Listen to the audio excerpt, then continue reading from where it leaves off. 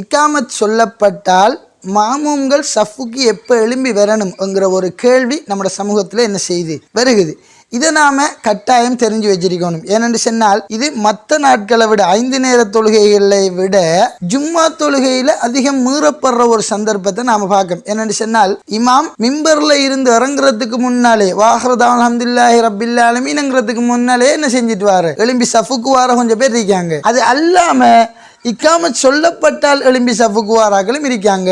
எனவே இதுக்கிடையில நிறைய டிஃப்ரெண்ட் இருக்கிறதால இதை நாம தெரிஞ்சு வச்சிருக்கணும். இது சம்பந்தமாக இக்காமத் சொல்றது அந்த தொழுகைக்கு எழும்பி வாரது சம்பந்தமாக ரசூலுல்லாஹி ஸல்லல்லாஹு அலைஹி வஸல்லம் அவருடைய பல ஹதீஸ்களை பார்க்கும். அதுல நம்ம இந்த இக்காமத் சொல்ல அந்த எழும்புற சம்பந்தமாக நம்ம பார்க்கின்ற போது ரசூலுல்லாஹி ஸல்லல்லாஹு அலைஹி வஸல்லம் அவர்கள் கூறுகின்றார்கள், இதா உகீமத்துஸ் ஸலா தொழுகைக்காக இக்காமத் சொல்லப்பட்டால் ஃபலா தகூமு நீங்கள் எழும்பாதீர்கள் ஹத்தா தரவுனி என்னை நீங்கள் பார்க்கும் வரை எழும்பாதீர்கள் என்று ரசூலுல்லாஹி ஸல்லல்லாஹு அலைஹி வஸல்லம் அவர்கள் குறிப்பிடுகின்றார்கள். எனவே நாம ஒரு இமாம் பள்ளிக்கு இருக்காரு, முந்தி ரசூலுல்லாஹ் என்ன செஞ்சாங்க, அவங்களோட வீட்டுக்குள்ள இருந்தாங்க. ரசூலுல்லாஹோட வீடு பள்ளியோட சேர்த்த மாதிரி அவங்க அதுக்குள்ள இருப்பாங்க. ரசூலுல்லாஹ் வந்தோடனே என்ன செய்யப்படும், இக்காமத் சொல்லப்படும், அதுல தொழுகையில கலந்து கொள்றேன். இதான் அந்த காலத்துல நடந்தது. ஆனா இப்ப இமாம்ட வீடு அதோடைய இருக்கு, சம்டைம் ரூம் அதோட இருக்கு. இமாம் இருக்காருன்னு சொன்னா மாமூம்கள் என்ன செய்வாங்க, அந்த முஅத்தின் என்ன செய்வாரு, இக்காமத் சொல்லுவாரு.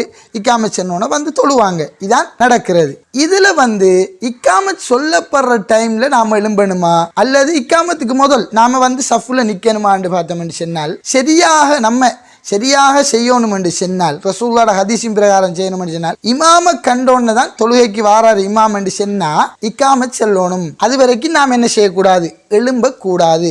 இதா உகீமத்துஸ் ஸலா இக்காமத் சொல்லப்பட்டால் நீங்கள் எழும்பக்கூடாது என்னை காணும் வரை.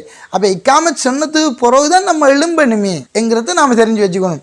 எனவே ஜும்மாவுடைய தினங்கள் இது மீறப்படுறது கொஞ்சம் அதிகம். மற்ற நாட்கள்ல கொஞ்சம் குறைவு தான். ஜும்மாவுடைய நாட்கள்ல இமாம் மிம்பரை விட்டு இறங்கினோன்னு நம்மடாக்கள் எழும்பிடுறது.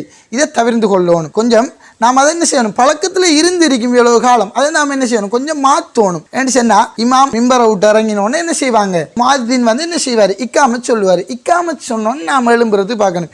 இது மிம்பரை விட்டு இமாம் இறங்குறதுக்கு முன்னாலே நாம் எழும்பிட்டு நிற்கிறது நாம் என்ன செய்யணும், தவிர்த்து கொள்ளணும்.